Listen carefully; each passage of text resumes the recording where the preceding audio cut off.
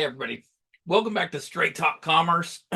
Today, we had a very special guest, and it's a guest that's not only a pioneer in the candy world, but really a very powerful innovator and dreamer. Um, I met David Klein through LinkedIn. We have mutual connections, and uh, jelly beans are my favorite of candy. I love having them all every time I fly. I have to have them when I fly. I will not get on an airplane without Jelly Bellies with me. And David took a simple concept, a candy bean, a jelly bean that nobody really done anything with, and he turned it into a global sensation, and he redefined an entire industry. There's a lot of things in this interview that I want you to really pay attention to. He talks about the journey from basically nothing, having absolutely no cash whatsoever, and the creative process and the highs and ultimately the very low lows of that candy business and being a trailblazer in it and in a highly competitive market. And I learned some things that I really did not know, and I think you'll benefit from. So give us a few minutes and listen to this interview that I did with David Klein, the CandyMan. I think it's very important. Okay, Straight Talk Commerce. We're going to do something a little bit different today. I have with me, it really is a special moment for me because one of my favorite my favorite candy, the candy I go to, I will not get on an airplane without this candy, is Jelly Belly jelly beans. All the flavors. I love every flavor they've ever done. And it was suggested to me and offered to me that I interview David Klein. David Klein has the distinction of inventing and developing Jelly Belly jelly beans. And he has a new book coming out very shortly called It's Time to Spill the Beans. And today we are joined with David Klein, and it is my pleasure to introduce him. David, how you doing? Couldn't be better. Every day is a good day. Thank you for asking. How are you doing? I'm fantastic. I've had a Good. really good couple weeks. I know that Oh, there's a lot of people that have not had such a good couple weeks, but I personally have had a very good couple weeks. So yeah, I'm doing pretty doggone good. All right, so where are you located in the country now? Florida, Florida. That's right. sunshine state of Florida. There you go. Been here, been here Beautiful 8 years. days. That's Gorgeous awesome. day today. All right, look, if you don't mind, I'm going to get right into my questions because I Uh, had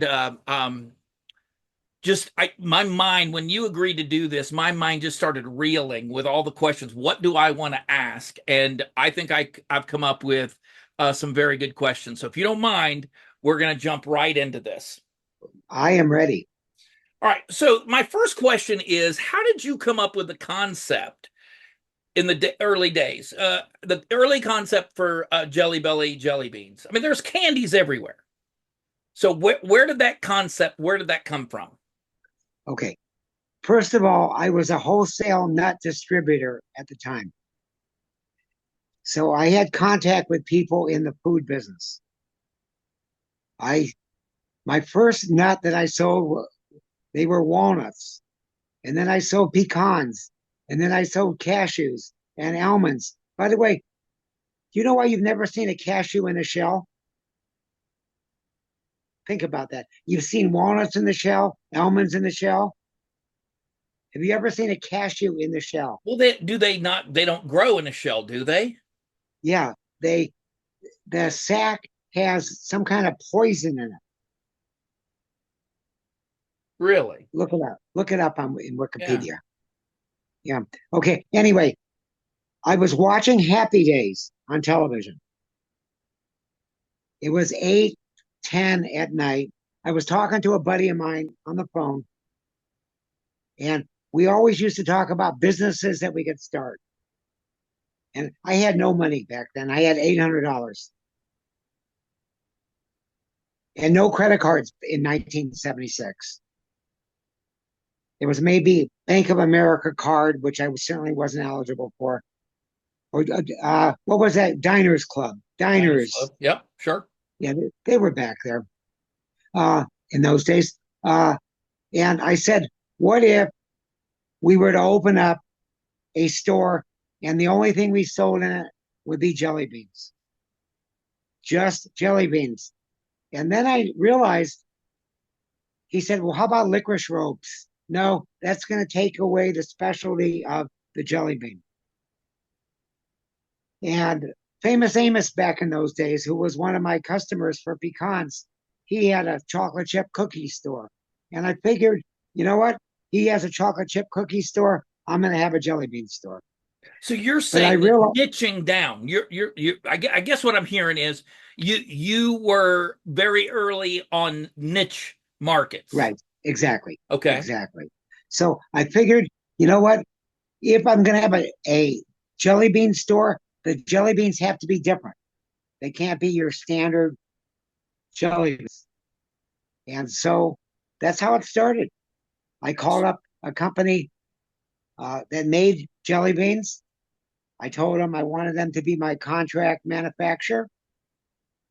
The owner of the company answered the phone at 6:30 at night. And he said, sounds good. How many do you want?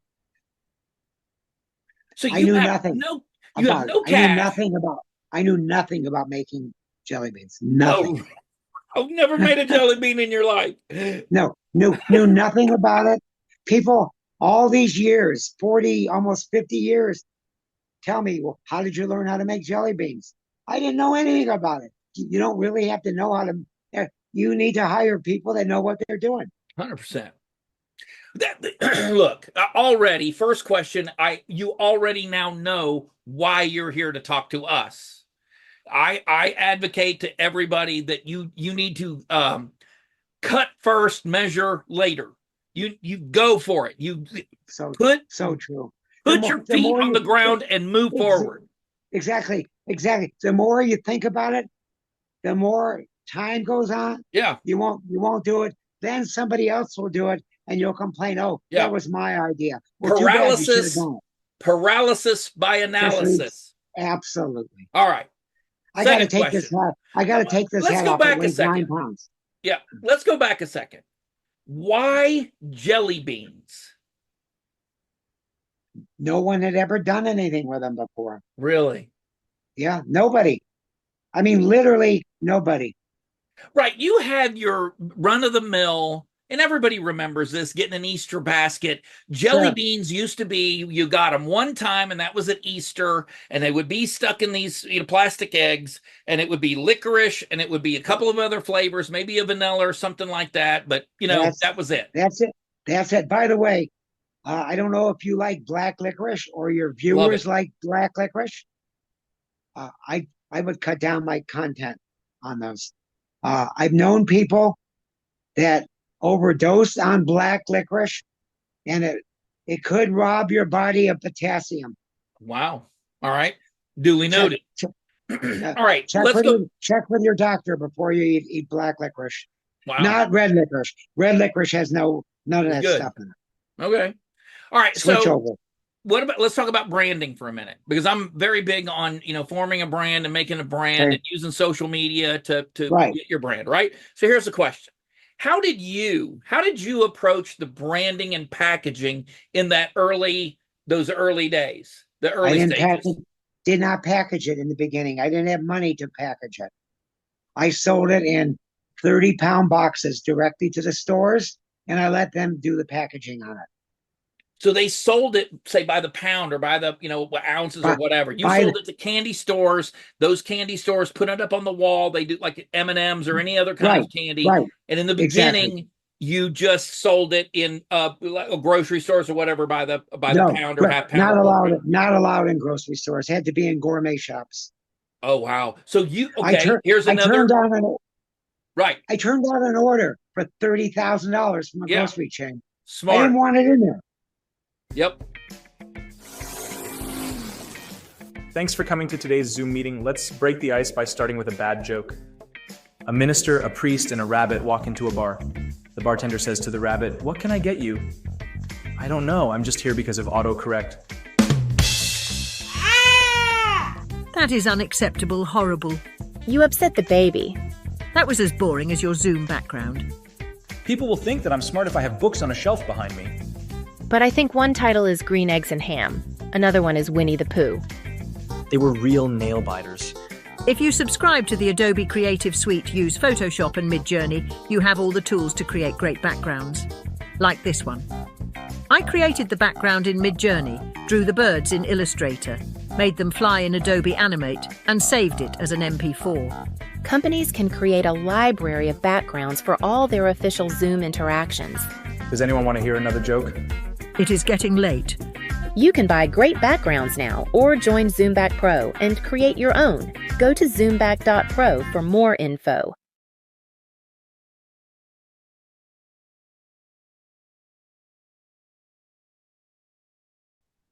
Yep. Look, you created a product in the luxury. Jelly Bellies Exactly. became a luxury brand. Exactly. I was paying 59 cents a pound for the product in the beginning. 59. 59 Plus- cents a pound. Plus shipping from Oakland, California, which came out to about 3.5 cents a pound. Wow. After the product became very successful, I called the owner of the company and I said, "Herm, there's something I need to talk to you about." And he said, "Yeah, what do you want to talk about?" I said, "I'm not paying you enough for the product. I need you to go up a dime a pound." He said, "Nobody has ever asked me for a price increase. What is your angle?" I said, "There's no angle. I'm happy making what I'm making. I want you to make sure you're happy with what you're making." He said, "We've got an order coming down tomorrow for you of 40,000 pounds. That's going to be an additional $4,000. Do you want me to increase it then?" I said, "Yeah, you might as well."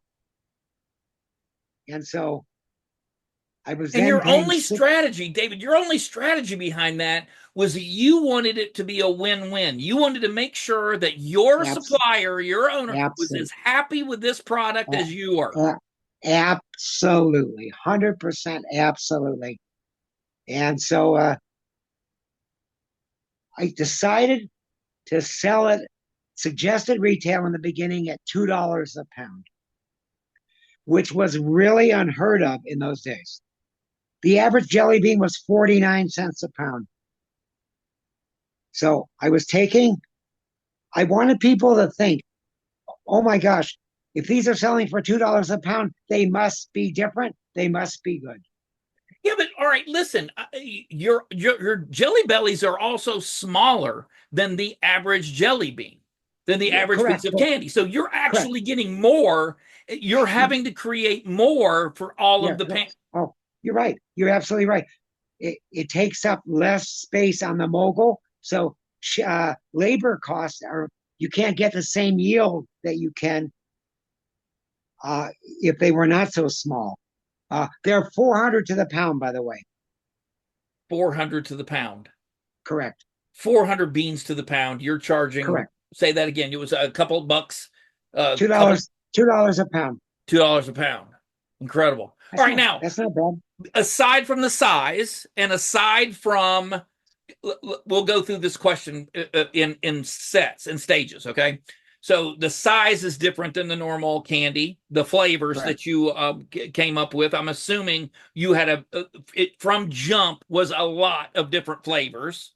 Not as many Correct. as there are now, sure, but at the beginning, you didn't just start with 1 or 2 or 5 flavors. You had a good number of flavors when you started, 8. right? We had 8 in the very beginning. 8 Okay, flavors. so 8 flavors, 8 different flavors. What other things did you use that differentiated you, Jelly Belly, from other candies that were on the market? Good question. One, my instructions to them were to make them as natural as possible. Now, a lot of flavors are not good natural. That's why the whole artificial flavor industry started. So most of the flavors, they tried to be natural, but quite a few of the flavors were artificial. But my instructions to them in the beginning, make them as natural as you can. Also, we flavored the outside shell as well as the inside of the shell. That had never been done before. Right, right. Most of the companies that made a jelly bean made a standard inside with no flavor, and a little, if anything at all. The only flavor that was flavored before was licorice. The other flavors never had any flavor to them from other companies. Right, right. It was just a bean of sugar, and Correct. maybe I remember like a vanilla or maybe even a pineapple. They would attempt to make it something similar to those flavors. An attempt is the right word. Yeah, yeah. But it certainly wasn't anything that was gourmet. And Well, what for I sure. did, which turned out to be a very good move, I would not sell flavors to the stores assorted. I never made an assorted mix, because if I had made an assorted mix, they would have bought one case from me, and I would have had one spot in that store of assorted. I forced the stores, if they wanted the product, they didn't have a gun to their head, but if they wanted the product, they had to buy straight flavors from me. You So made them mix the flavors into Yes. assorted themselves. Sells Oh my exactly. God, that's genius. But it really was. But while they mixed it, they had so much extra inventory that they filled up 8 jars. Yeah, you Each took up a one with lot a of real different flavor. estate doing that. No. There's a million reasons to do it that way, David. That Of is course. absolutely genius. Number Thank one, you. you're It was ordering with genius. 8 flavors.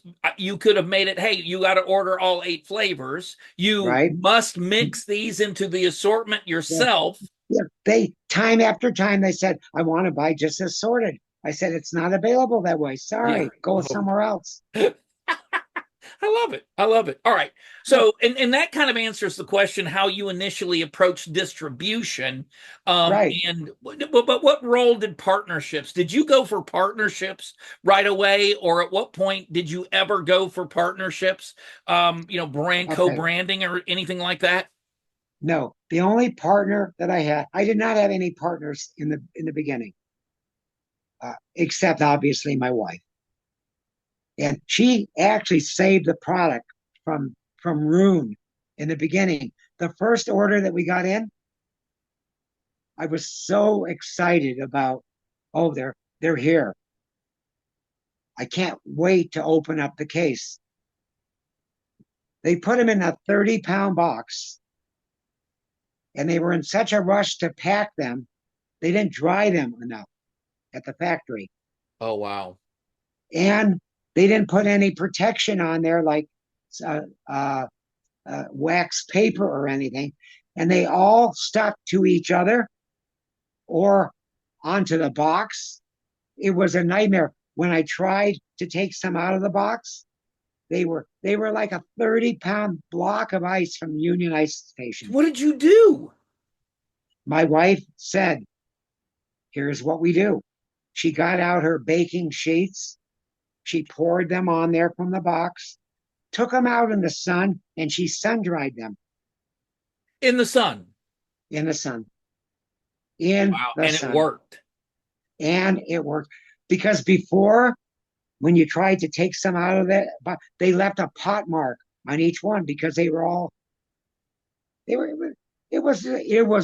horrible. Well, that illustrates you've got to overcome obstacles. Every business has obstacles that they need to overcome. You got to think on your feet. Exactly. You can't give up. You cannot give up because there are going to be problems. Now, one day, I received a call from my mother-in-law. This is after People magazine. I was in People magazine in a bathtub. It's the issue that O.J. Simpson was on the cover. And I received a call from my mother-in-law. She said, David, we have a problem. And I'm thinking, what possibly problem could we have? My father-in-law was arrested. She said, Ben has just been arrested. If your business operations feel like a grind, You're missing out on the magic of artificial intelligence. Whether you're in retail, manufacturing, finance, or any other industry, AI is a game changer. From automating mundane tasks to optimizing your supply chain, AI can transform how you operate. We specialize in creating tailored AI solutions that meet your unique challenges and goals. With our expertise, you can improve efficiency, reduce errors, and make better decisions. Discover how AI can revolutionize your business. Contact us today at www.toolessentials.ai/consultation.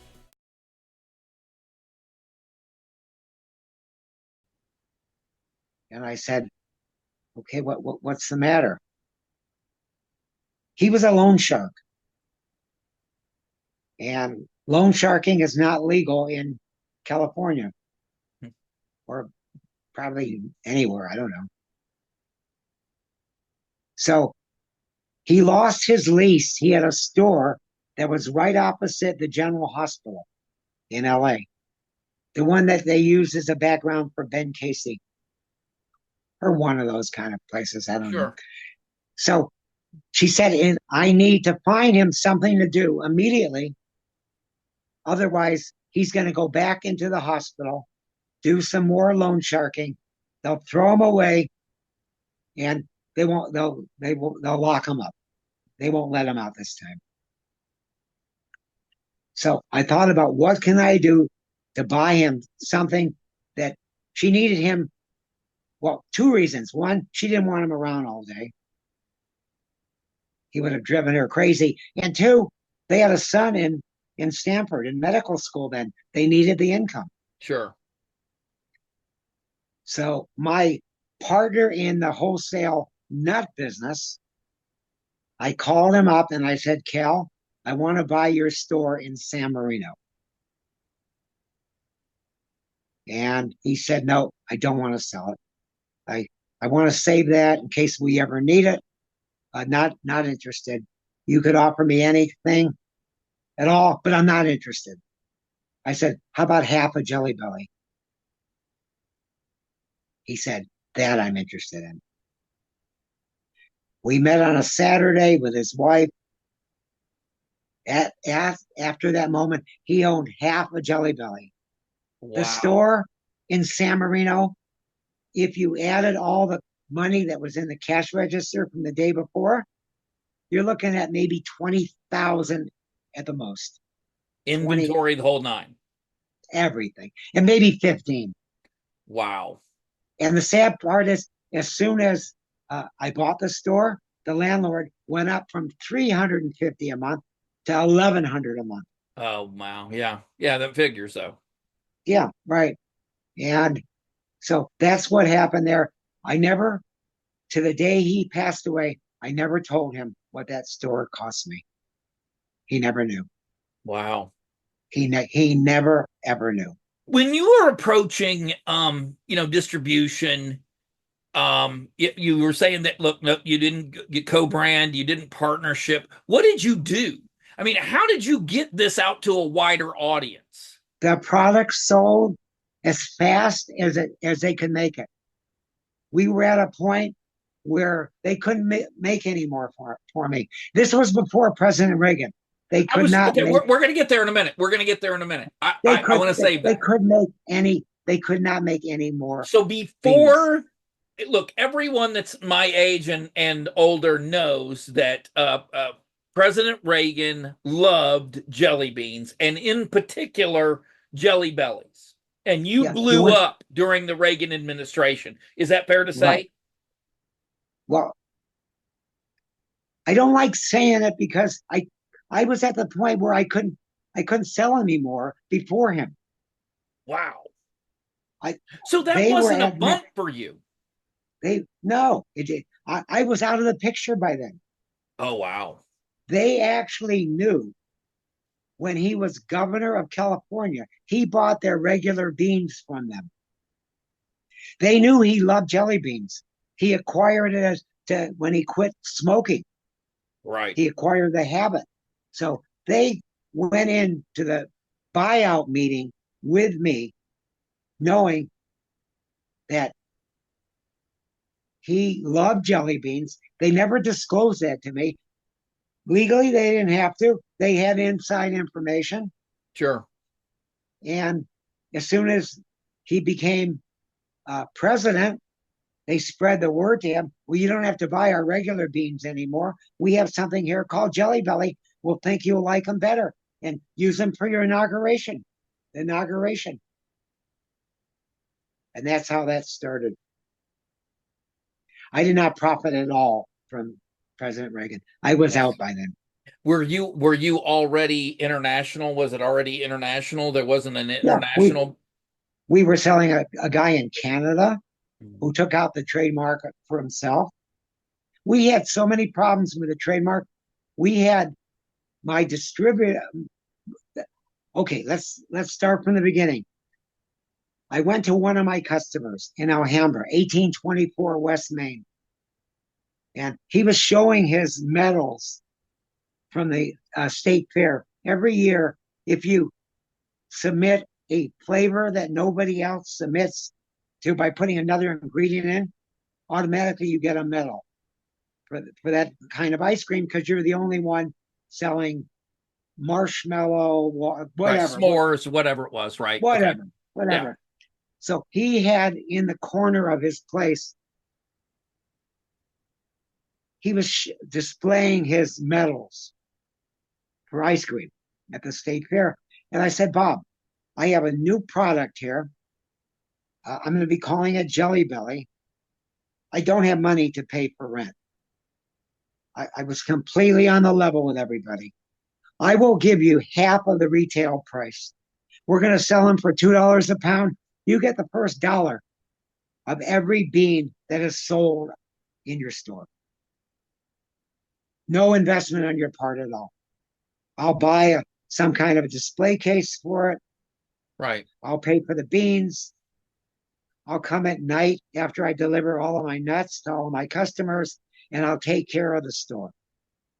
You get $1 a pound. And he said, you got a deal. After the product became very popular, one day Bob called me up on the phone and he said, Dave, how many partners do you have? And I thought that was a really strange question to ask. I said, well, you know, Cal is my partner. Just Cal and me. Why do you ask? He said, no, that's the wrong answer. He said, you have 3 partners. I am your new partner. And I said, how do you figure that? He said, well, I took out the California trademark on Jelly Belly. Our trademark attorney advised us just take out the federal one. Don't mess with the California one. That would cost $20. He actually said you could wipe your rear end with it. And so Bob knew that we didn't do that. And he perjured himself. I actually called up when we were doing the documentary. The documentary, by the way, is on YouTube. It's CandyMan, the David Klein story. Yeah, I took a look at it.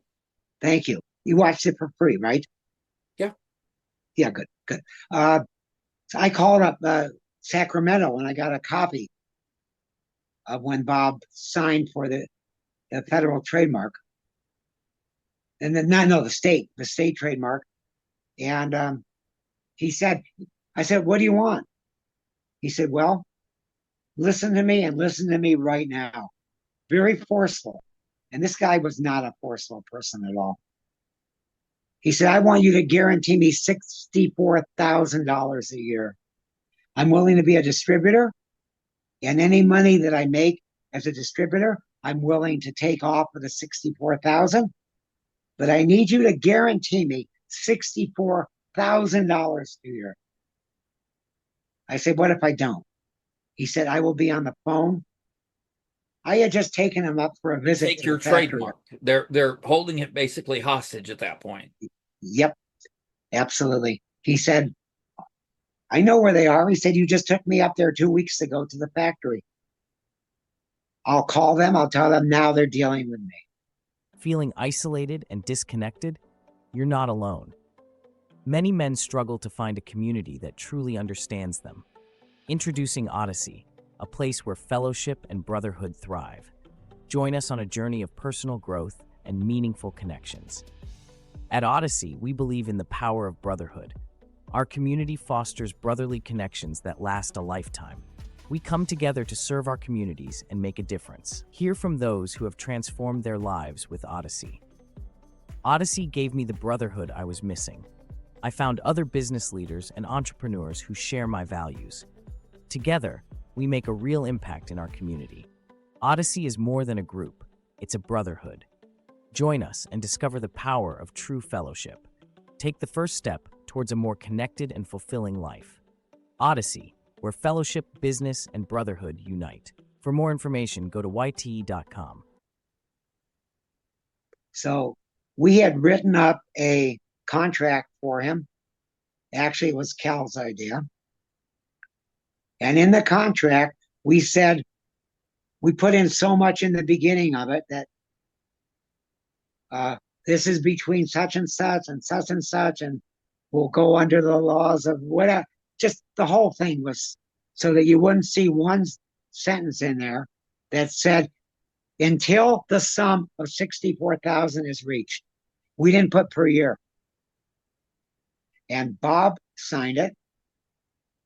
We paid him every quarter what we owed him, minus whatever he sold in profits. And so he probably ended up with about $40,000 out of the 64. When it came time to give him his last check, Cal went there and he said, Bob, here's a check for you. This is going to be your last one, by the way. And Bob was looking at him and he said, no, this is a lifetime deal. And Cal said, go read the contract. I have a copy in the car. And Bob said, no, I want to go by my copy. I've got one in the front desk. And Bob was reading it. He said, it says on here, until the sum of 64,000 is reached. And we said, yeah, that's what we meant. That's what we meant. Until the sum of 64 is reached. He said, you guys are trying to cheat me. I have a good notion to call an attorney. This is the same guy that tried to steal your trademark. This is the guy that, yes. This is the guy that he's worried about you cheating him. No, this is the guy, wait a minute. This is the guy who owned the ice cream parlor. Oh, I see. Oh, yeah. Right. Who did you think it was? No, I thought that the guy that was trying to take the trademark, the guy that had signed for the trademark. He signed for the California one. Right. That's it. Look, we talk about that on this podcast all the time. We just had a podcast about going through the legal. We gave everybody a list of things that you need to do to protect yourself exactly from these type of things.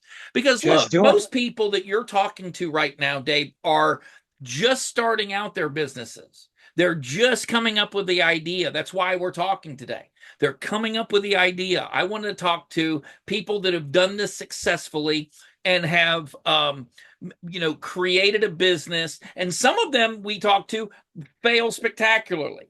Others succeed spectacularly and then hit a roadblock. And that's what makes them go up in flames. Absolutely. Sam Walton went bankrupt something like 7 or 8 times prior to Walmart. Wow. Edison tried 1,500 times to make a light bulb and failed every time. It was the 1,510th, I think, that actually created a light bulb. Exactly. Sam Walton, I believe, was with Ben Franklin stores in the beginning before he moved out on his own. He went broke several times. Yes. Yeah, Ray Kroc, everybody knows, is familiar with the McDonald's story. McDonald's is actually a real estate company. It's not a hamburger joint. They don't care about making hamburgers. Look, I've got some other questions here. How did you approach customer feedback? And did customers ever decide the new flavors when it was in your control? Did you listen to customer feedback and create flavors based on that? All the time. Oh, yeah. How did you get that information? I went in, I made all the deliveries to all the stores. So you would go in, make the delivery, and ask, "Hey, is anybody asking for any new flavor? Pina A- colada? Is anybody a- talking about buttered popcorn?" Absolutely. Oh, when I first opened up, this 12-year-old little lad came in on a bicycle. I gave him a sample of a product that I was calling strawberry jelly belly. And he tasted it and he said, "This doesn't taste like strawberry." I said, "What's it taste like?" He said, "Cotton candy." I changed the sign on the board. Oh, smart. It was, I listen to everybody. You have to listen to people. I You agree. can't, you can't think that you know everything because you don't. Yeah. Yeah. That's a very good lesson. And I hope everybody's picking up on that. Look, you don't have to take action on every cockamamie opinion people have, but Of course you not. need to listen to them, and you need to make judgments for yourself based on the feedback that you're getting. I'm very big on analytics. 100% agree. Now, you kind of answered this question. You would go in, make the delivery to these candy stores, and Correct. you would get feedback back. Did you guys run contests? Did you run any kind of, nothing Nope. really, just sell No, the gourmet no, jelly no, beans? no advertising, no promotions. What No, about e-commerce? You were before e-commerce. 1976, 1976. Nobody knew what e-commerce was. Right, yeah. You didn't have any. Nobody had a computer back Right. then.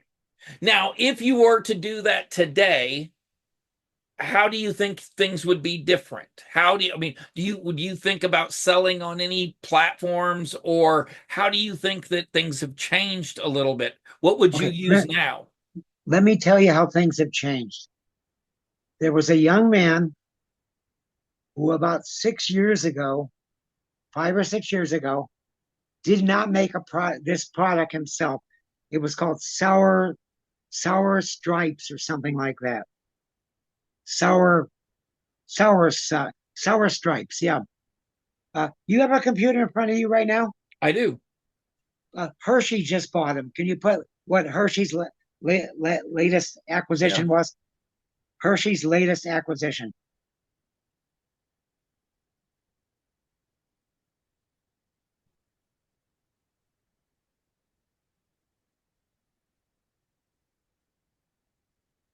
Happened in the last day or two. Let's see here. I've got water. Let's see here. Ba, ba, ba. Sour candy. Hershey's acquisition of sour candy.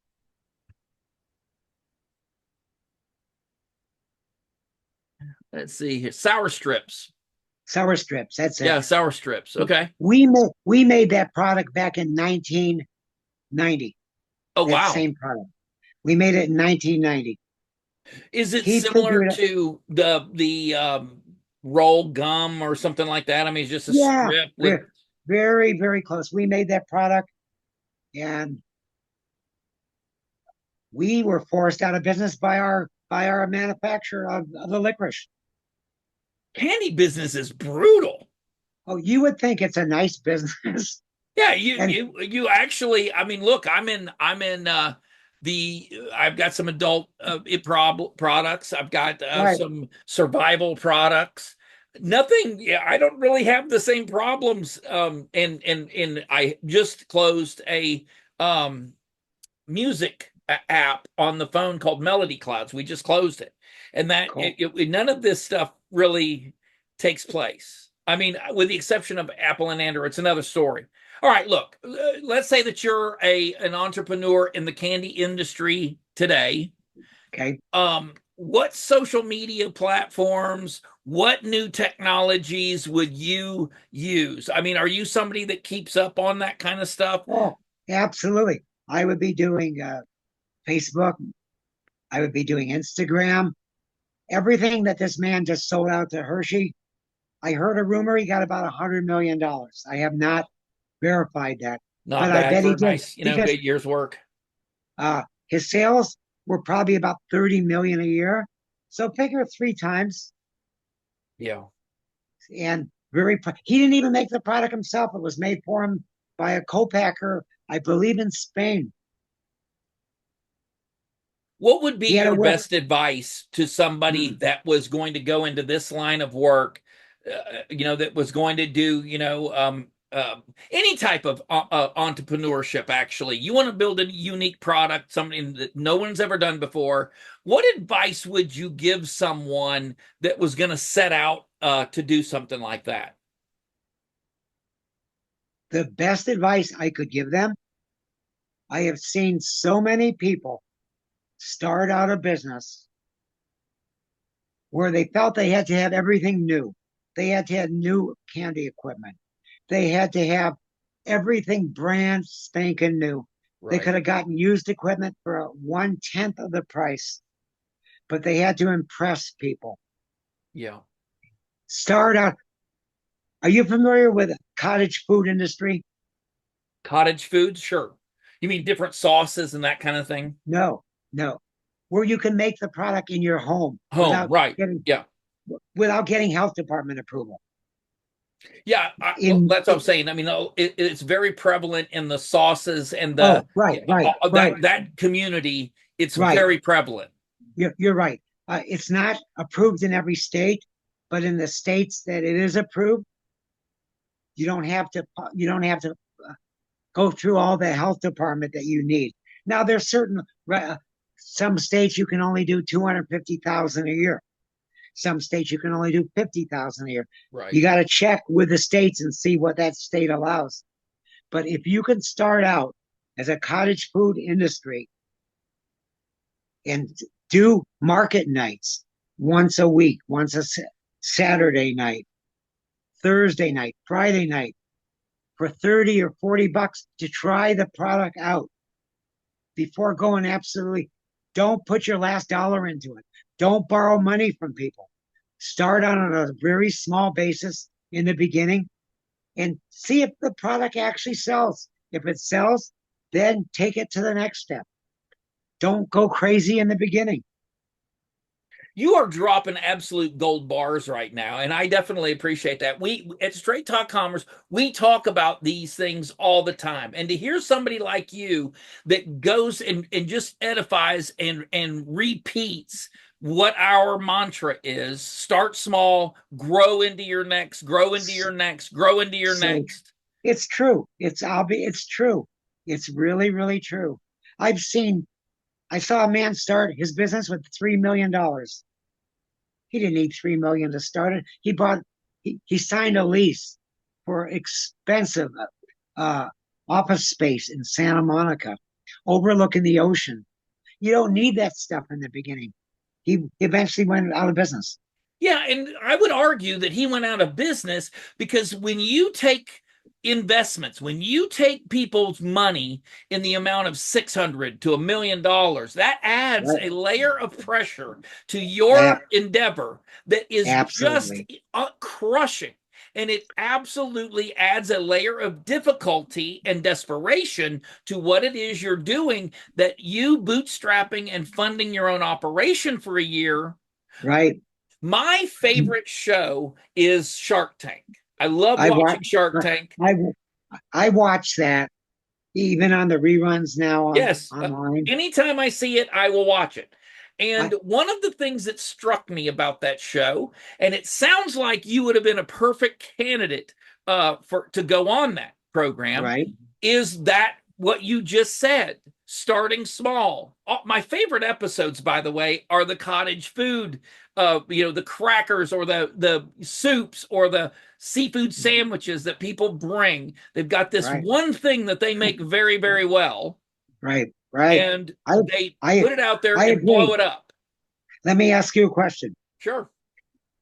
Every episode that I've been watching lately that's online, it starts out immediately. They don't introduce the new sharks that are in there. I don't know who these new people are. I have to actually look it up myself online. Right. That guy from England, they don't tell you who he is. There's a lot of people that substitute for the regular people, and they don't tell you who they are. They just go right into the pitch. Yeah, I have noticed that a lot of shows that last for as long as Shark Tank lasts, runs into that problem. You end up, bringing in new millionaires, new Well, billionaires, new of investors, course. and some of them you've heard of, some of them you haven't. Look, I've got one final question for you. And look, everybody, I know what the answer to this question is going to be, but I'm going to ask it anyway. Sure. Looking back on the things that you've done so far, I don't even call it looking back on your career. You are not done yet. Oh, heck no.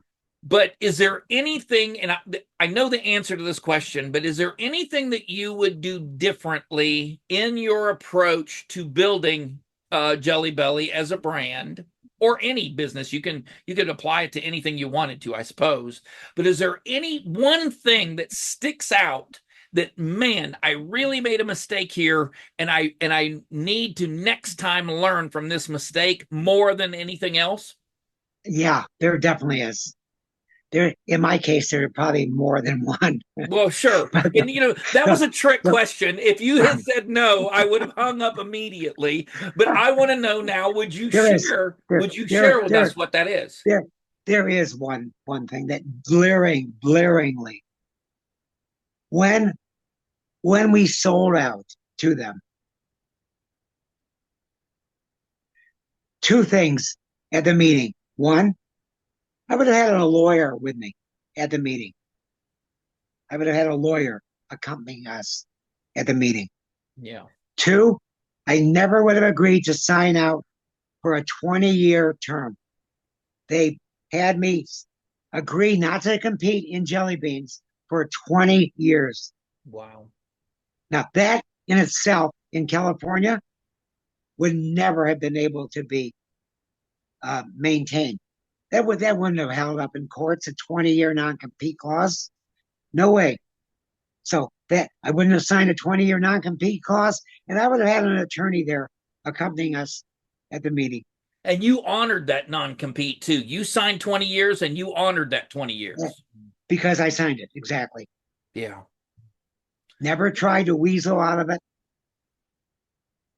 but I honored it. Yeah.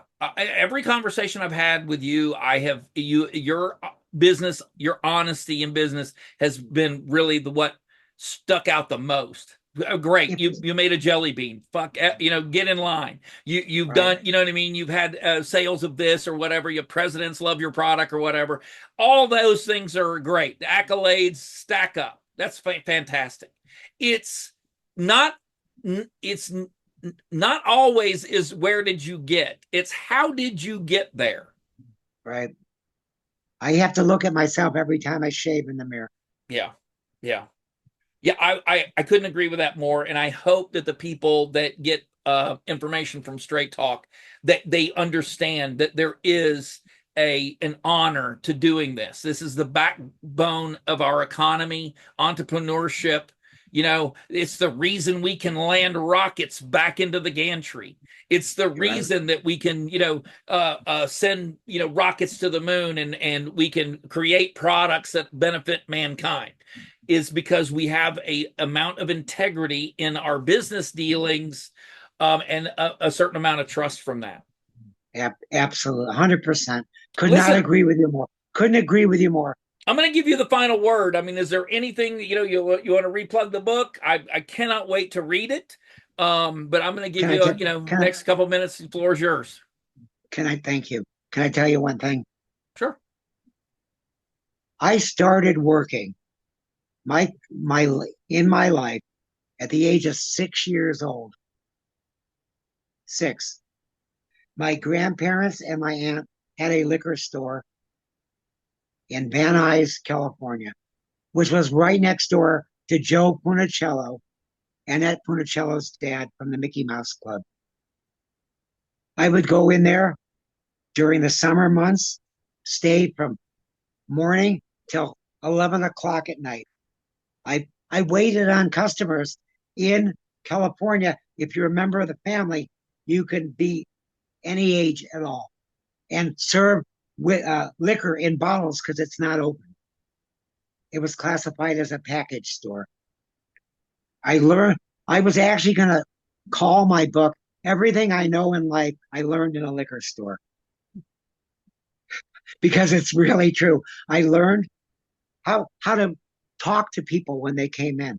I learned how to tell them, not ask them if they wanted help with it in the car, carry the merchandise into their car.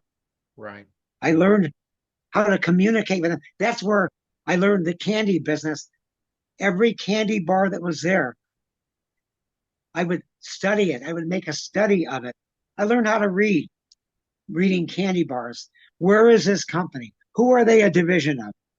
I would tell people at the age of 7, 8, 9, I'm going to be in the candy business someday.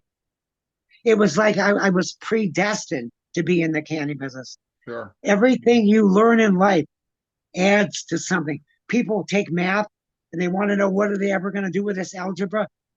If they never use it again, it helps develop their mind.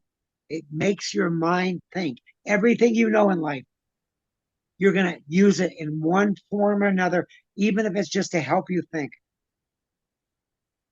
Amen. Well, look, I definitely appreciate you taking the time to talk with us today. My pleasure. I have met a new friend. I'm going to be consulting you from time to time, Dave. You're not getting rid of me, man. I mean, our conversations have really helped me think of things in kind of a new light. So it's been my pleasure, man. Thank you so much. It's indeed been my pleasure. Tell the people to sign up for LinkedIn. In the very beginning, you don't have to pay any money.